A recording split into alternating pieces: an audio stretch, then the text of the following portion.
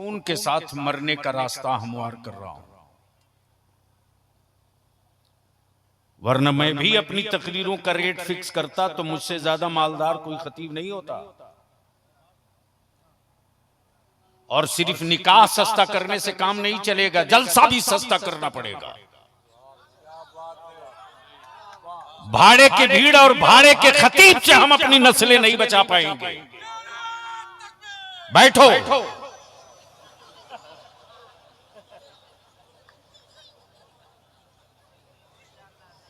मस्जिद में एक वक्त नहीं जाओगे, ईद और बकरीद को भी मुलाकात होती है, वो भी रोजा पूरा रख के नहीं जाते हो।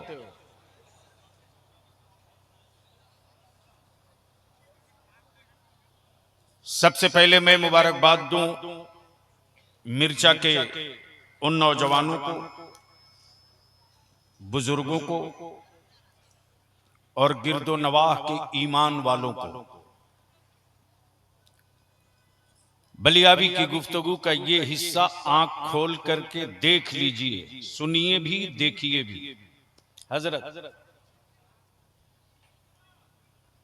इस वक्त पूरी दुनिया में रिसर्च हो रहा है, गौर से सुनना नौजवान। पूरी दुनिया में इस वक्त मौजूए बहस सिर्फ दो है,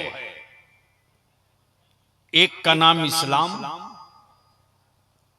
और दूसरे का नाम कुरान।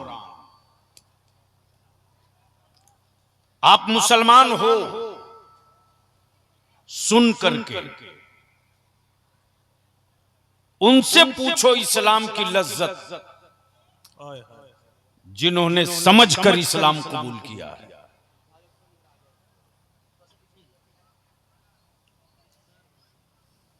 सुनना और है, समझना और है। हम रोज सुनते हैं, समझते नहीं हैं। 24 घंटा में 5 मर्तबा अजान सुनते हैं, समझते नहीं हैं। हजरत बैठ गए। 24 घंटे में 5 वक्त अजान रोज सुनते हैं, समझते नहीं हैं। अगर अजान समझ गए होते तो मस्जिद के मुअज्जिन को सबसे बड़ा पीर मान लिए होते, नहीं मान सके, इसलिए कि सुने हैं समझे नहीं हैं। तो जो सुन के इस्लाम कबूल किए वो क्या समझे इस्लाम की लज्जत। आज पूरी दुनिया में मौजूए बहस है दो पर, एक का नाम इस्लाम है, दूसरे का नाम कुरान है। आखिर ये इस्लाम है क्या? हजरत दुआओं के साथ तवज्जो करता, ये इस्लाम है क्या? कोई मुजस्समा है नहीं कि दिखा दिया जाए, कोई तस्वीर है नहीं कि गले में उतार दिया जाए। इस्लाम कोई शहर है नहीं जिस शहर को इस्लाम बता दिया जाए। आखिर ये इस्लाम है क्या कि पूरी दुनिया एक कुफ्र परेशान है दो से, एक का नाम इस्लाम है और एक का नाम कुरान है। किताबें मार्केट में बहुत हैं, लेकिन लेटेस्ट सर्वे यह है कि दुनिया में सबसे ज्यादा पढ़ी जाने वाली किताब का नाम कुरान है और दुनिया में सबसे ज्यादा सुनी जाने वाली किताब का नाम कुरान है। किताबें बहुत हैं, प्रोफेसर पढ़ता है, पब्लिक नहीं सुनती। मेडिकल की किताबें स्टूडेंट पढ़ते हैं, पब्लिक नहीं सुनती। लेकिन ये ऐसी किताब है कि पढ़ी कहीं जाए सुनते सभी हैं, सुनते सभी हैं। अपना हो तो भी सुने, बेगाना हो तो भी सुने। आज इस्लाम और कुरान दो ही है। हजरत कई घंटे की गुफ्तगू मैं समेट दे रहा हूं दो जुमले में वो ये कि अब रिसर्च ये हो रहा, गरीबी में मुसलमान सबसे ज्यादा आगे, मफलुकुल हाली में मुसलमान सबसे ज्यादा आगे, बेरोजगारी में मुसलमान सबसे ज्यादा, जेलों में सबसे ज्यादा कसरत मुसलमानों की। आखिर इस्लाम छोटा क्यों नहीं हो रहा? इस्लाम घट क्यों नहीं रहा? मकान जल गए, शहर जल गया, इलाका जल गया, आबादियां जल गई, हौसले को धुआं न लग सका, हिम्मतों पर कालिख न जम सकी। आखिर वजह क्या है? तो सुनो, भीड़ हो, मजमा हो, एजेंडा ना हो। भीड़ हो, मजमा हो, एजेंडा ना हो तो वो जुनूनियों का एक काफिला हो सकता है, जुनूनियों का एक काफिला हो सकता है। किताब हो, नतीजा ना हो, जिल्द हो सकती है। आलिम हो, बखील हो, ताजिर हो सकता है। खानकाह हो, तसव्वुफ ना हो, खशियत ना हो, दुकान हो सकती है, दुकान हो सकती है। अब सवाल ये उठता है कि भीड़ हो, मजमा हो, एजेंडा ना हो। पूरे गिरदो नवाह से आए हो, एजेंडा क्या है? पूरे खित्ते से आए हो, एजेंडा क्या है? पूरे इलाके से जमा हो, एजेंडा क्या है? इमारत बनाई, एजेंडा नहीं। बिल्डिंग बनाई, एजेंडा नहीं। किताब लिखा, एजेंडा नहीं। आखिर फिर ये भीड़ किस काम की? ये सैलाब किस काम का? ये लोग किस काम के? अब यहीं रोक लो थोड़ी सी। भैया माइक कई को हटा दो प्लीज, माइक कई को हटा दो बाबू, ताकि आवाज साफ साफ समझ में आवे। आखिर ये इस भीड़ का इस्तेमाल क्या है? भीड़ का इस्तेमाल क्या है? तो आज पूरी दुनिया में जो रिसर्च हो रही वो दो से, कुफ्र को, शिर्क को, मुशरिकीन को, मुर्तदीन को, इस्लाम दुश्मन सारी ताकतों को सिर्फ दो से डर है। एक का नाम इस्लाम, एक का नाम कुरान। ये दोनों ऐसा है जो बदला नहीं लेता, बदला नहीं लेता। इस्लाम ने कहीं नहीं कहा बदला लो, बदला नहीं है। और कुफ्र को डर बदला से लगता है, बदला से। और इस्लाम बदला नहीं लेता। जब इस्लाम को पढ़ने वालों ने पढ़ा और जब इस्लाम पर रिसर्च किया तो वो इसी नतीजे पर पहुंच गए कि इस्लाम बदला नहीं लेता, इस्लाम बदल देता है। जो बदल दे वो इस्लाम है, जो बदल दे वो कुरान है, जो बदल दे वो मुस्तफा का दीन है, जो बदल दे वो कानून शरीयत है, जो बदल दे वो मुस्तफा की सुन्नत है, जो बदल दे वो निजाम मुस्तफा है, जो बदल दे वो मुस्तफा का कानून है। अब तारीख पढ़ लीजिए। आप सुन चुके हैं, गरीब नवाज कमेटी वालों, दुनिया ने देखा इसी भारत में गरीब नवाज पर पानी बंद किया गया। मेरे ख्वाजा ने बदला नहीं लिया, मेरे मोइनुद्दीन ने बदला नहीं लिया, बल्कि आना सागर को ही बदल के रख दिया। बदला नहीं लिया, आना सागर को बदल के रख दिया। लेकिन कौन समझाएगा आपको? आपने अपनी औलादों के हाथ में 50,000 के मोबाइल दिए, एक मर्तबा नहीं पूछा आपने कि बेटे इस डब्बे का इस्तेमाल क्या है। रोज आग के बिस्तरे पर बलियाबी जैसे ना जाने कितने करवट बदल रहे हैं।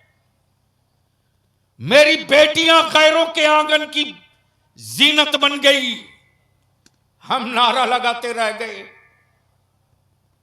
हम लंगर करते रह गए। मेरी पीठ से दीवार खसक गई और हमको वहम है कि हम बड़े मजबूत।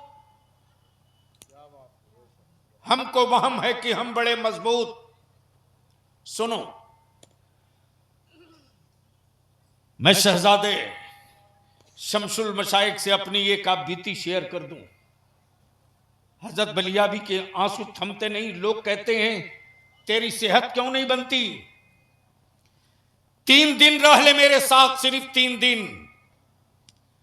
अगर वजन 5 किलो कम ना हो गया तो कहना। खुद को जीना बहुत आसान है, मैदान में उतर के जी के दिखा दो। खुद को जीने के लिए कीड़े भी जी लेता यार, लेकिन अपनी नस्लों के हिफाजत के लिए, जीने के लिए जिगर पैदा करना पड़ेगा। जब मैं तहरीक बेदारी के सिलसिले में हजरत या आपके महसी मुजफ्फरपुर से आगे जब कई नशिस्तें हो गई, मैं थक गया। मौलाना फाक साहब, मेरा दिमाग काम नहीं कर रहा था, क्या करें। तब मैंने स्कूल और कॉलेजेस के बच्चों को बुलाया।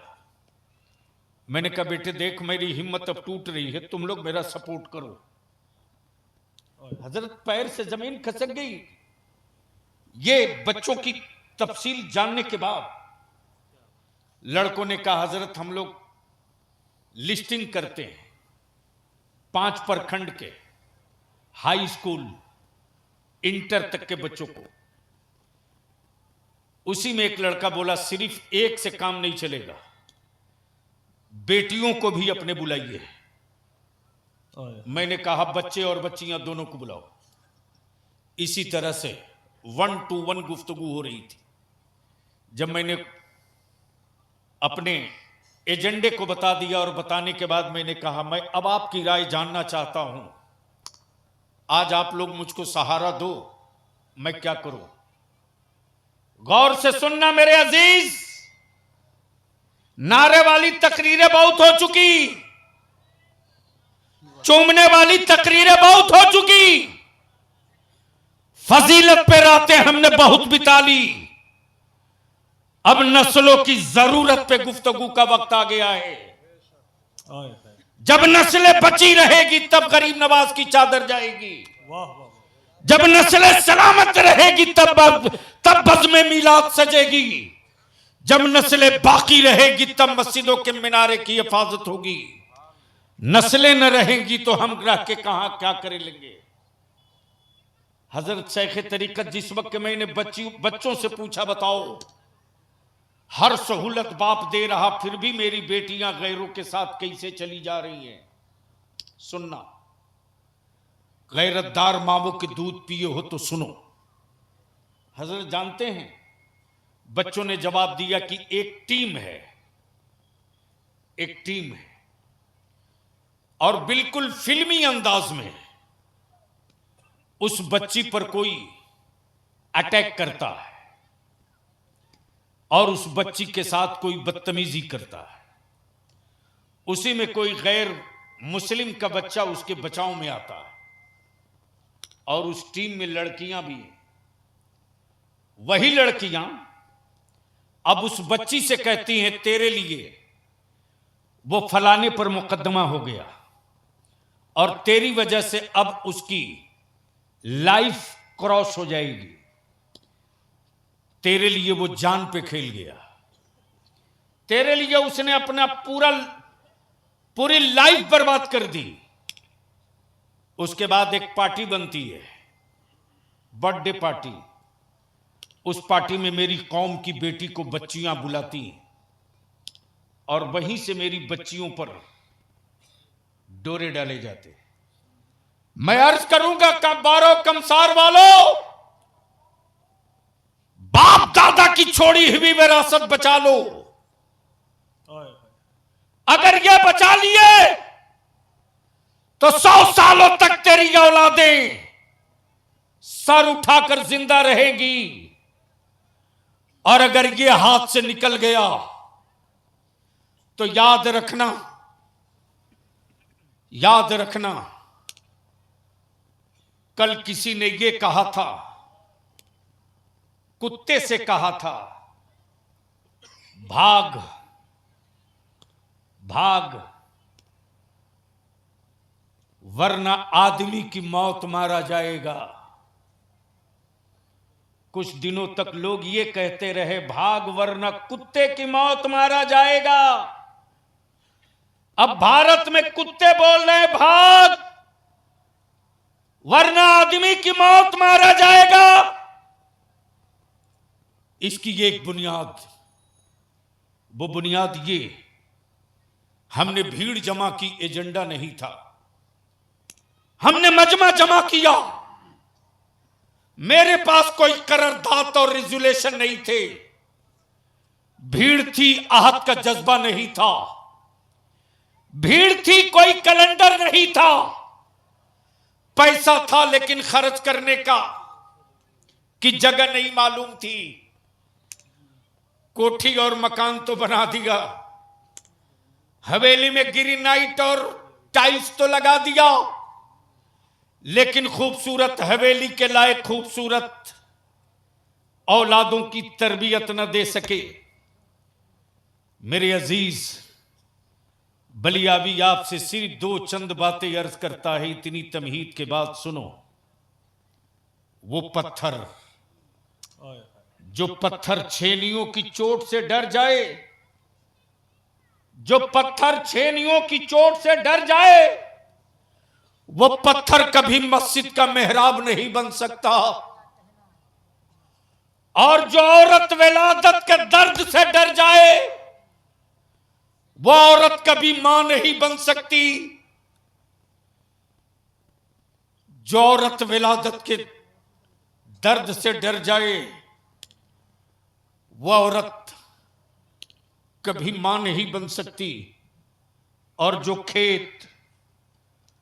खेत हल के लोहे से डर जाए, वो कभी फसल नहीं दे सकता। मेरे अजीज,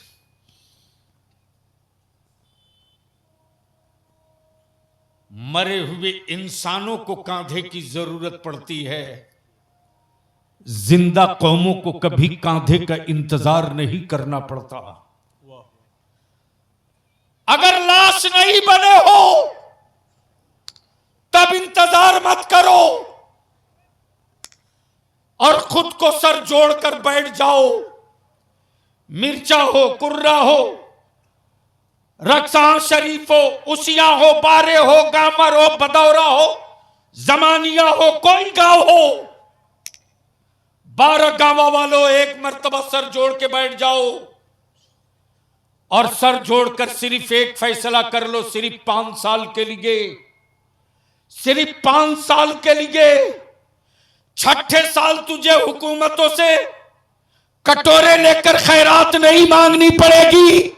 छठे साल तेरी औलादे सत्ता और सरकारों को अपने दरवाजे से ज़कात और फितरे की रकम बांटने लगेंगे। सिर्फ 5 साल के लिए सर जोड़कर बैठ जाओ। और पहला एजेंडा, निकाह सस्ता करो। निकाह, अब नहीं बोलोगे, जोर से बोलो। निकाह सस्ता होना चाहिए कि महंगा? हजरत आपके रक्सान शरीफ का एक नौजवान है, नाम मैं भूल रहा हूं, पता नहीं क्या है।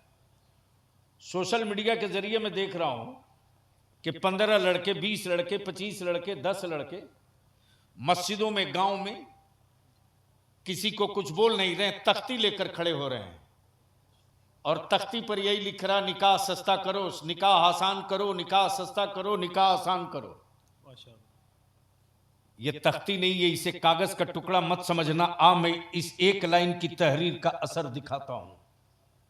हजरत, मैं तारीख पढ़ रहा था और आपके जहन में होगा, जिन दिनों मैं रफाकत का एडिटर था, हजरत के उर्स में मैं वो स्पेशल मुजल्ला लेकर आया था और उसमें उनका मजमून था जो आला हजरत की गोद में खेले थे। लिसानुल मुल्क जिसको लक़ब मिला था,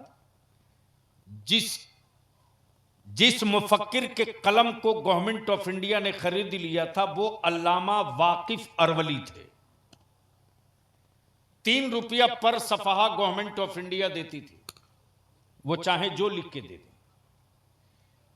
तो अचानक मुझको मेरे जहन में बात आई, मैंने उनसे पूछ दिया कि मजजूफ सिफत थे वो, मैंने उनसे पूछ दिया कि हजरत ये रातों रात तख्ता पलट का मामला क्या है?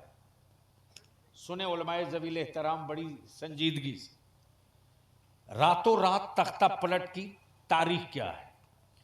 तो हजरत ने फरमाया कि देख, वो किताब अंग्रेजी में है, लेकिन हिंदी में एक एडिशन दिल्ली से छपा है, शायद खुदा बख्श लाइब्रेरी में हो, उसे निकाल ले। गौर से सुनना मेरे अजीज, गौर से सुनना। जैसे ही हजरत में वो किताब हिंदी में पाया तो मैं लेकर चला गया, और जो जुनून सवार हुआ तो मैं 350 सफ़े की किताब 2 दिन के अंदर में पढ़ गया। 2 दिन के अंदर मैं 350 सफ़े की किताब पढ़ा हूं। रातों रात तख्ता कैसे पलट गया, गौर से सुनना। काले थे, काले थे, गोरों की हुकूमत थी, काले शहरी थे, बेटियों की आबरू की कोई कीमत न थी, मॉब लिंचिंग आम था, किसी चौक चौराहे पर जूते से पीट देना जुर्म नहीं, लाइसेंस था कि वो गोरा है, मकानों को मिस्मार कर देना कोई अपराध नहीं, इसलिए कि सत्ता में बैठा वो था। लेकिन उन्हीं कालों के बीच में एक काला था जो अपनी औलादों की बेबसी पर चीखता था, यह जुल्म है, यह कानून के खिलाफ है, यह ह्यूमन राइट्स के अगेंस्ट है, यह इंसानियत को पामाल कर रहा, यह नहीं होना चाहिए। सारे काले मिलकर के मुस्कुराते थे उस पर और उसकी दीवानगी को पागलपन का नाम दे दिए। तारीख पलट गई। जब वो थक गया हजरत, जब वो थक गया और जब वो मायूस हो गया तो चुपचाप एक जंगल की तरफ चला गया। लेकिन जब उसको खबर मिलती थी कि किसी काले की बेटी की आबरू लूट ली गई है, तो वो आता था मिठाई का डब्बा लेकर और एक ढोल लेकर, मिठाई बांटता था उसके दरवाजे जिसकी बेटी की आबरू लूटी गई हो। काले उसको पकड़ लिए और बोलते थे, तू मिठाई बांट रहा, तू जश्न मना रहा, मेरी बेटी की आबरू लुट गई, तू जश्न मना रहा? तो उस काले ने जवाब दिया, यही बात मैं तुझको समझा रहा हूं 10 साल से, तुम लोगों ने मुझको पागल बनाया, मैं मजबूर होकर के आबादी से बाहर भाग गया, मैं मिठाई इसलिए बांट रहा हूं कि तेरे अंदर का जमीर जाग गया है, मैं इसलिए बांट रहा हूं कि कम से कम एक बाप ही सही अपनी बेटी की आबरू, लुटी हुई आबरू के खिलाफ खड़ा होने की हिम्मत तो जुटा लिया। ये सोचकर मिठाई बांट रहा हूं। तब सभी कालों ने सर जोड़ करके कहा, अब बता कब तक आबरू लूटेगी, कब तक बेटियां ज़बा होंगी, कब तक हमारे बेटे रुस्वा किए जाएंगे, बता। तब उस काले ने कहा, एक पोस्टर लिखो, एक पोस्टर लिखो, एक पोस्टर। उस पोस्टर में सिर्फ एक लाइन, वो लाइन क्या थी हजरत, ताज्जुब होता है। वो लाइन ये थी, क्या हम कुछ कर सकते हैं? समझ में बात आई? समझ में बात आई? क्या? बोलो बोलो बोलो बोलो। मैं आप ही से पूछूं, क्या आप कुछ कर सकते हैं? अरे बोलो ना, जोर से बोलो, क्या आप कुछ कर सकते हैं? क्या आप कुछ कर सकते हैं? इसी पर कायम रहिएगा। जैसे ही पोस्टर छापा, नहीं बोला प्रेस में नहीं जाएगा, हाथ से लिखो और जितने काले हैं सबके दरवाजे पे पोस्टर लगा दो, क्या हम कुछ कर सकते हैं? सुबह को जो भी काला अपना दरवाजा खोल रहा देख रहा, लिखा हुआ, क्या हम कुछ कर सकते हैं? तो अंदर का जमीर बोल पड़ा, यार हम क्या नहीं कर सकते हैं, हम बहुत कुछ कर सकते हैं, हम क्या नहीं कर सकते, हम बहुत कुछ कर सकते हैं। 15 दिन के बाद बोला, दूसरा पोस्टर लिखो, अगर कुछ कर सकते हो तो फला तारीख को फला मैदान में जमा हो जाओ। गोरों का मुल्क चारों तरफ काले काले काले काले काले काले पट गया। अब तलाशा जा रहा है कि जिसने बुलाया वो है कहां। अब वो एक टीले पर चढ़कर देख रहा था कि काले कितने आए हैं। जब देखा कि चारों तरफ सिर्फ काले काले दिख रहे हैं, तब करीब आया। लोगों ने कहा बोल अब क्या करना है। कहा स्टेज किधर है। काबू। कहा सब लोग नीचे रहो, मैं ऊपर जाऊंगा। ऊपर गया और ऊपर जाने के बाद कोई तकरीर नहीं, वही जुमला दोहराया, क्या आप कुछ कर सकते हैं। जी। समझ में नहीं आया तो बोलो ना, जोर से बोल दो। क्या आप कुछ कर सकते हैं। हाथ उठा के बताओ, क्या आप कुछ कर सकते हैं। कितने लोग ऐसे हैं जो कुछ करने की हिम्मत रखते हैं।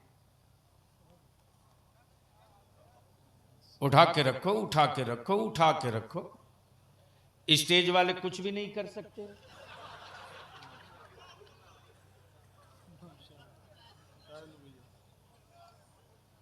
अरे उठा कर रख, डरता क्यों है। उठा दोनों हाथ मुट्ठी बांध के। अब मेरे साथ एक बात, एक उसी सवाल का जवाब देना। क्या आप कुछ कर सकते हैं। जोर से बोलो, क्या कुछ कर सकते हैं। क्या कुछ कर सकते हैं। तो सिर्फ एक काम करो, निकाह को सस्ता कर दो और इसी पैसे को बचाकर अपनी औलादों को पढ़ा दो। 5 साल के बाद पूरे भारत में कोई और नजर नहीं आएगा। हर दफ्तर में, हर ऑफिस में अब्दुल्ला और अब्दुल रहमान का बेटा। नारे तकबीर, नारे रिसालत, फैजाने हुजूर गरीब नवाज अल्लामा बलियावी साहब कुल्ला। मैं पूछता हूं ईमान वालों, बताओ। वाह वाह वाह। जब मस्जिद के दरवाजे पर मेरी कौम का कोई गरीब बेटी का बाप गमछा बिछाकर भीख मांगता है और मस्जिद के मेंबर से मेरा आलिम ऐलान करता है कि फला की एक मुसलमान अपनी बेटी की शादी के लिए आपसे मदद मांगने आया है। जब कुफ्र की हवेलियों में बैठने वाले इस्लाम के दुश्मनों को मालूम हो गया कि मुसलमानों की बेटियां बोझ बन गई हैं, चंदे के बल पर इनकी बेटियां रुखसत हो रही हैं, तब गैरों का कलेजा चौड़ा हुआ रे। तब उनकी हिम्मतें बढ़ी। दावत और बारात में जाते हजरत अल्लामा रियाज साहब, इसी मुजफ्फरपुर का वाकया है। आज भी अंदर से मैं खौल जाता हूं। एक जलसे में मैं रात को तकरीर में था, फोन नहीं उठा सका। करीब 20 टेलीफोन आया। जब गाड़ी में बैठा तो मैंने फोन पकड़ा। जैसे ही फोन लिया देखा 20 मिस कॉल है। मैंने बैक किया। जैसे ही फोन लगाया वैसे ही उधर से एक लड़के की आवाज आती। मैं पूछा कौन। उसने जवाब दिया मेरे अब्बू फोन कर रहे थे, अब वो दुनिया में नहीं रहे। अब वो दुनिया में नहीं रहे। हजरत आज तक मुझे मलाल है। मैं गाड़ी पर अपना हाथ मार रहा था कि मैंने फोन क्यों नहीं उठाया। हो सकता है उसको मेडिकल की जरूरत हो। मेरा एक टेलीफोन काम आ जाता, उसको एम्स में ट्रीटमेंट हो जाता। मैं अपने आप को कोस रहा था। मैंने कहा बेटे क्या हुआ था अब्बू को। सुनो सुनो। उस लड़के ने जवाब दिया आज मेरी बहन की बारात आई थी, 50 बाराती आने वाले थे। अब्बू ने कर्ज लेकर के बारातियों के खाने का इंतजाम किया था। लड़के वाले जिद पकड़ लिए थे। अब्बू का पैसा LIC में मैच्योर्ड नहीं हुआ था। अब्बू ने कर्ज लिया था। कर्ज लेकर के अब्बू ने मोटरसाइकिल दी है, अब्बू ने सूद पर पैसा लिया और सूद पर पैसा लेकर अब्बू ने इंतजाम किया 75 बारातियों के खाने का इंतजाम था, 50 आने वाले थे। अचानक 10 आदमी का खाना घट गया।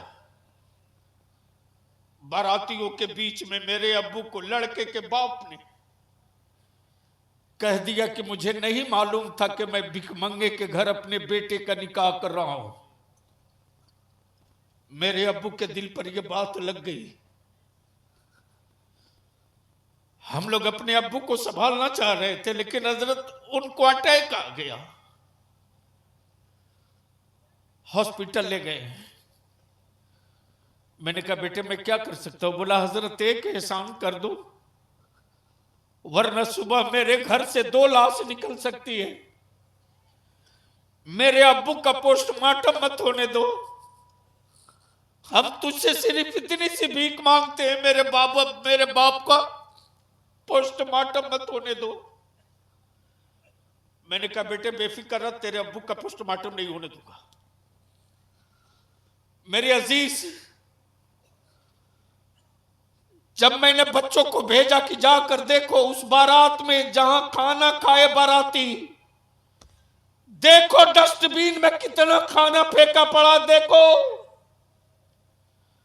लड़कों ने बताया कि हजरत कम से कम 35 से 40 आदमी अभी खाना खा सकते थे। मैं आपकी अदालत में इस्लाम की बेटियों का मुकदमा रख दिया हूं। मैं आपकी अदालत में सैयदा फातिमा की कनीज का मुकदमा रख दिया हूं। अगर गुलाम हुसैन के बाप हो तो फैसला कर लो कि बेटियों की आबरू कौन बचाएगा, बेटियों की आबरू की हिफाजत कौन करेगा। मेरी अजीज, बारात जाओ, बोझ मत बनो। बारात जाओ, बोझ मत बनो। सुन्नी हो तो सुन्नत तरीके पर अमल करो।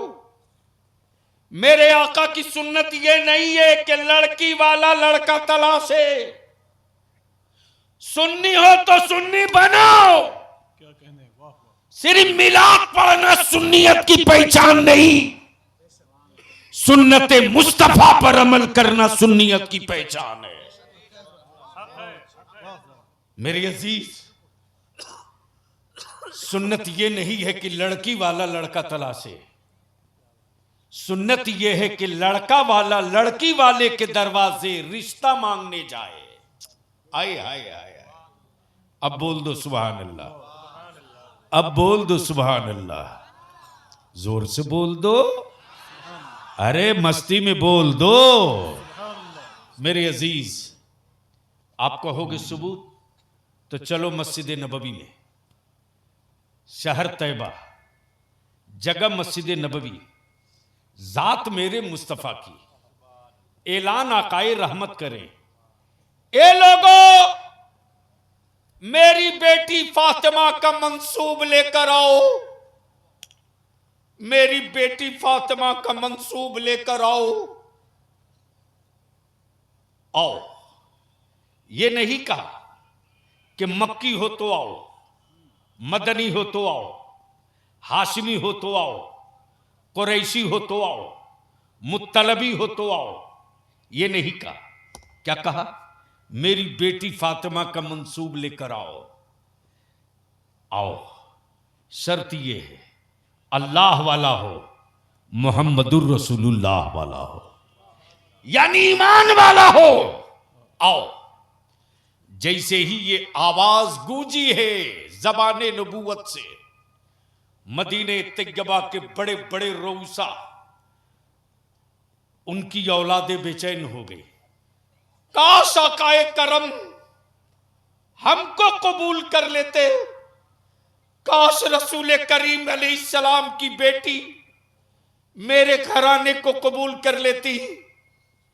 ये खबर जैसे ही फातिह खैबर, फातिह खैबर, दामादे पैगंबर, मौला अली मुश्किल कुशा रदी अल्लाह तआला अन्हु के कानों तक पहुंची। हजरत सैयदना मौला अली मुश्किल कुशा मस्जिद नबवी के कोने में चुपके बैठकर आंसू गिरा रहे हैं, आंखें नम हैं। सैयदना अबू बकर सिद्दीक तशरीफ लाए, फरमाते ए अली रोते क्यों, ए अली सिसकियां कैसी। सैयदना मौला अली शेर खुदा फरमाते ए अबू बकर, आज अली इसलिए रो रहा है कि काश अली के पास अच्छी हवेली होती, बेहतर मकान होता, रहने को जगह होती, तो मैं नबी करीम अलैहिस्सलाम की बेटी सैयदा फातिमा के मंसूब पर लब्बैक कहकर दौड़ जाता। आकाए रहमत फरमा सैयदना अबू बकर सिद्दीक फरमाते ए अली घबरा मत, वो रहमत आलम हैं, वो दिलों का राज जानते हैं। चलो आगे आगे अबू बकर सिद्दीक, उनके पीछे सैयदना फारूक आजम, उनके पीछे सैयदना उस्मान गनी, सबके पीछे मौला अली। ये चारों आ गए। हजरत चारों खामोश, न सैयदना अबू बकर सिद्दीक कुछ बोले, न फारूक आजम कुछ बोले, न उस्मान गनी कुछ बोल रहे। तब आकाए रहमत फरमाते अबू बकर कुछ तो बोलो। सैयदना अबू बकर सिद्दीक अर्ज करते या रसूल अल्लाह, मेरे माँ बाप आप पर कुर्बान, हिम्मत नहीं पड़ती, जबान खुलने को तैयार नहीं। तब आकाए रहमत फरमाते अबू बकर, जो तुम लोग अपने दिल में छुपा कर लाए हो, थोड़ी देर पहले जिब्रील बताकर चले गए हैं, और फातिमा का मंसूब अली से मेरे परवरदिगार ने मुकर्रर फरमा दिया।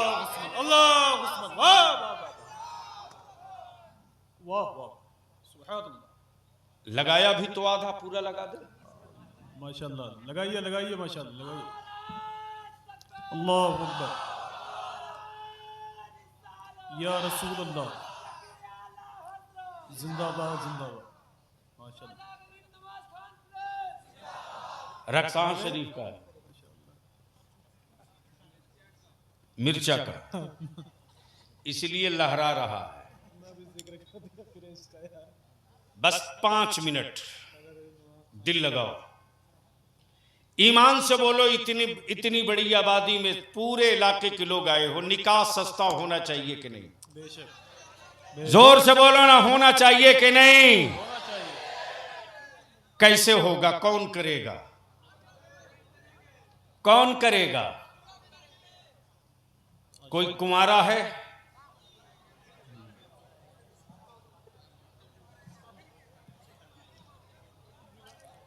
गर्मी है?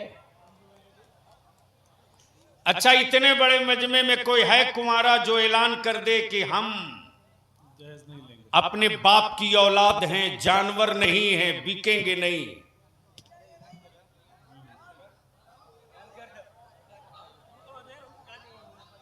अब जबरदस्ती 5 मिल के हाथ उसका उठवा रहा है।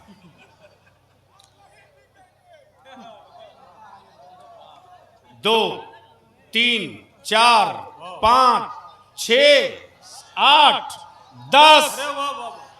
अगर कुंवारे हो तो कुफ्र की हवेली पर ठोकर मार के बता दो, अब हम अपनी बेटियों की हिफाजत के लिए मकानों से निकल पड़े हैं, निकाह को आसान कर देंगे, बेटियां इस्लाम की जरूरत बनेगी। जवान नहीं हुजूर, वाह वाह। अब बैठ जाओ, अब बैठ जाओ, बस आखिरी हिस्सा गुफ्तगू का।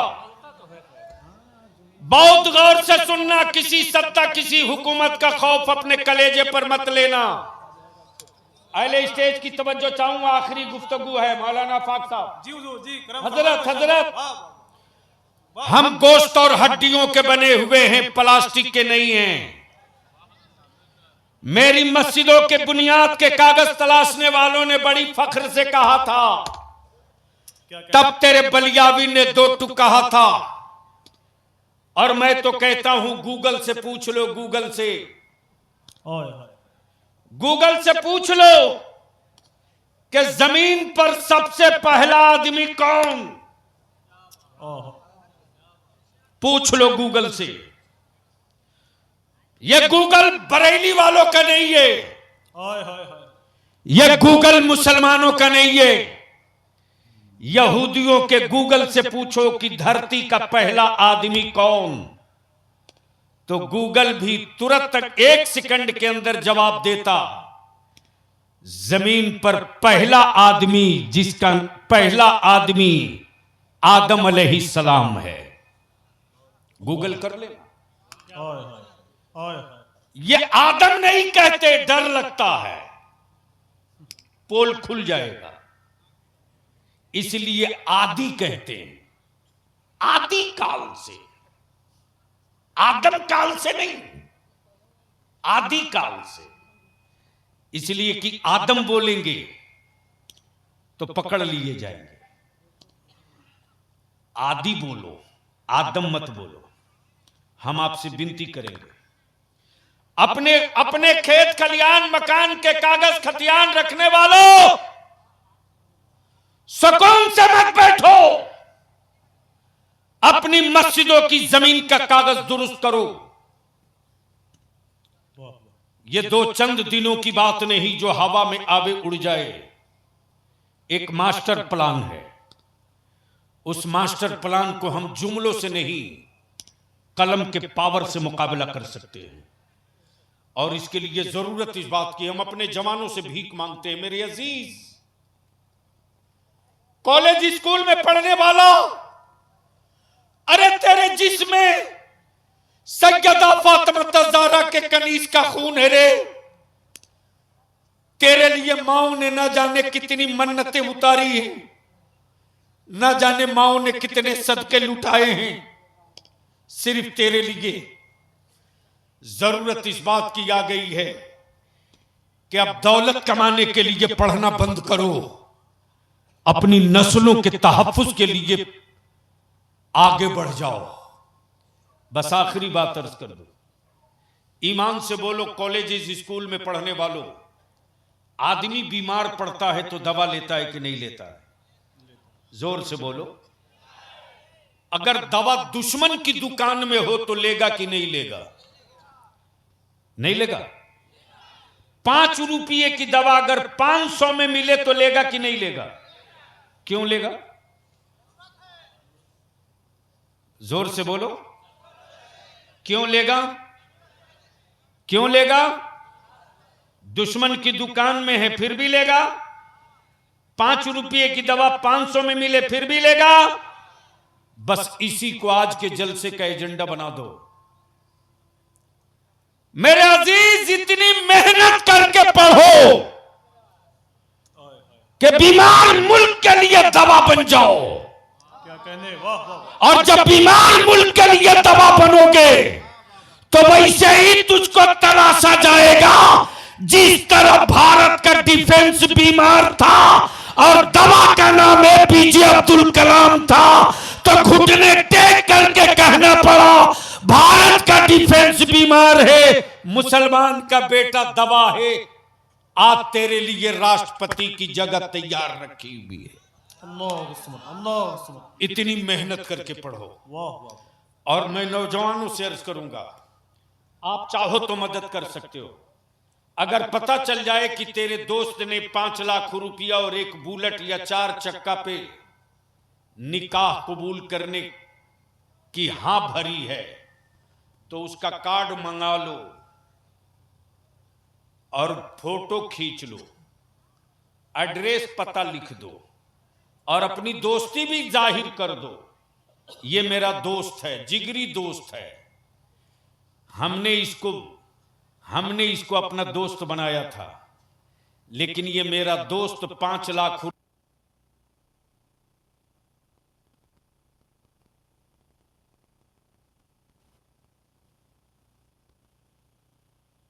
नहीं जाऊंगा।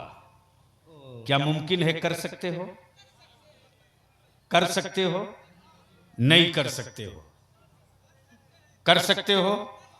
जोर से बोलो, कर सकते हो। हजरत एक और बड़ा आसान नुस्खा निकाला है और इसका पहला इस्तेमाल किया है हमने कटिहार की तरफ।